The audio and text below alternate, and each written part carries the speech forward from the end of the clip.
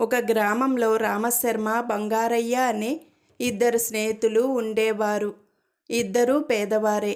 ఒకరోజు ఇద్దరూ కలిసి ఆలోచించుకొని ధనం సంపాదించడానికి తమ గ్రామం నుంచి బయలుదేరారు. చాలా దూరం ప్రయాణం చేసి అలసిపోయి వారు ఒక ముని ఆశ్రమం ముందు చతికిలబడ్డారు. ముని వారి సంగతి అంతా అడిగి తెలుసుకొని ఇలా అన్నాడు: నాయనలారా, నేనెంతో కష్టపడి ఎన్నో విద్యలు సాధించాను. మీలో ఒకడు బ్రాహ్మణుడు. బ్రాహ్మణుడికి ధనం మీద వ్యామోహం తగదు. జ్ఞానం సంపాదించి దాన్ని 10 మందికి పంచి ఇచ్చి పేరు ప్రఖ్యాతులు తెచ్చుకుంటే బ్రాహ్మణ జన్మ సార్థకమవుతుంది. రెండోవాడు వైశ్యుడు. కాబట్టి అతను వ్యాపార రహస్యాలన్నీ నా వద్ద నేర్చుకొని ధనం సంపాదన చేయవచ్చు. వ్యాపారం ధనం సంపాదించడానికి మాత్రమే గాక ప్రజాసేవకు కూడా ఉపయోగపడుతుందని గ్రహించిన వాడే అసలైన వైశ్యుడు. ముని సలహా ప్రకారం స్నేహితులిద్దరూ 3 సంవత్సరాల పాటు విద్యాభ్యాసం చేశారు.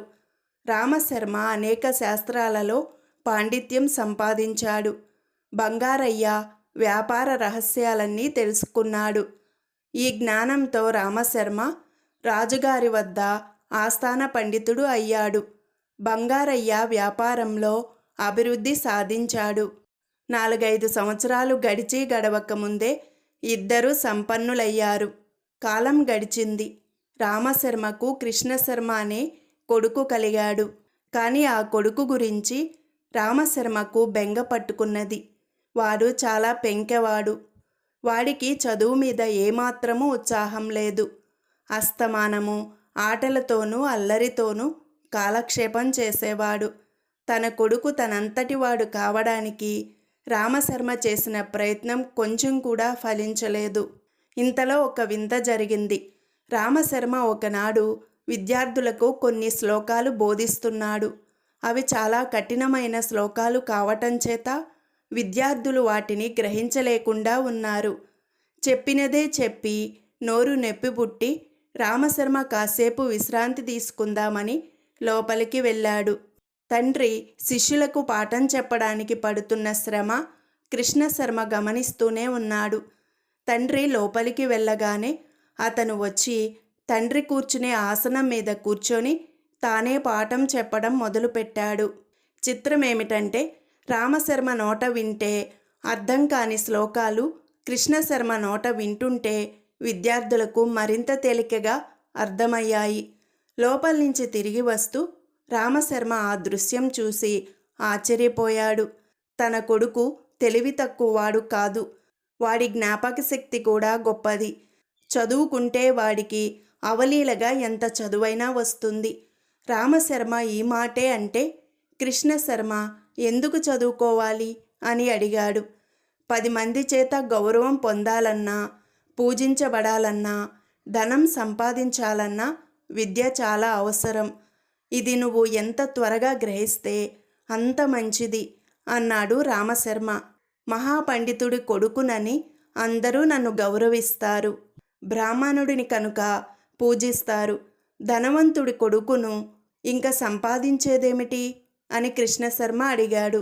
కొడుకు బుద్ధి రామశర్మకు అర్థమయ్యింది. దాన్ని మార్చడానికి ఏం చెయ్యాలా అని ఆయన ఆలోచిస్తూ ఉండగా ఆయన ఇంటికి బంగారయ్య వచ్చాడు. ఇద్దరూ కలుసుకొని మాట్లాడుకోవడంలో బంగారయ్య కూడా తన కొడుకు గురించి ఇలాగే బాధపడుతున్నట్టు బయటపడింది. బంగారయ్య కొడుకు వరాలయ్య కూడా జులాయివాడుగా తయారై తండ్రి తనను దారిలో పెట్టడానికి ప్రయత్నించినప్పుడల్లా ధనవంతుడి కొడుకును నాకు జాగ్రత్త ఉండవలసిన అవసరమేమిటి అంటున్నాడు. మిత్రులిద్దరూ కూర్చొని ఒక పథకం వేశారు. ఆ పథకం ప్రకారం బంగారయ్య తన కొడుకును రామశర్మ ఇంట వదిలి తాను భార్యతో సహా వ్యాపారం మీద నగరం విడిచి వెళ్ళిపోయాడు. వెళ్ళేటప్పుడు ఆయన తన కొడుక్కు సేవలు చేయడానికి 2 సేవకులను పెట్టి వెళ్ళాడు. కృష్ణశర్మకు వరాలయ్యకు మంచి స్నేహం అయింది. ఇద్దరు ఒకే రకం మనుషులు. వరాలయ్య సేవకులు కృష్ణశర్మకు కూడా సేవలు చేస్తూ ఉండేవాళ్ళు. 2 నెలలు గడిచాయి. రామశర్మ ఒకరోజు వరాలయ్యను పిలిచి మీ నాన్న డబ్బు కావాలని కబురు చేశాడు. మీ ఇల్లు అమ్మి డబ్బు పంపించు అన్నాడు. వరాలయ్య పట్టించుకోలేదు. మరో నెల గడిచింది. ఒక రోజున రామశర్మ వద్దకు ఒక మనిషి వచ్చి, బంగారయ్య గారి ఓడ మునిగింది. దానితో పాటు బంగారయ్య, భార్య, వారి సంపాదన యావత్తు మునిగిపోయాయి. నేను ఆయనను కొసప్రాణంతో ఒడ్డుకు తెచ్చి మా ఇంటికి చేర్చాను. కానీ ఆయన బతకలేదు అని చెప్పాడు. ఈ మాట విని ఏడుస్తున్న వరాలయ్యను రామశర్మ ఓదార్చాడు. కానీ ఆయన ఒక్క విషయం వరాలయ్యతో స్పష్టంగా చెప్పాడు. నేను నీ తండ్రిలాగా వ్యాపారస్తుణ్ణి కాను. నిన్ను పోషించడం నాకు సాధ్యం కాదు. అందుచేత నీ దారి నువ్వు చూసుకోవాల్సిందే. వరాలయ్యకు పౌరుషం వచ్చి రామశర్మ ఇంటి నుంచి వెళ్ళిపోయాడు.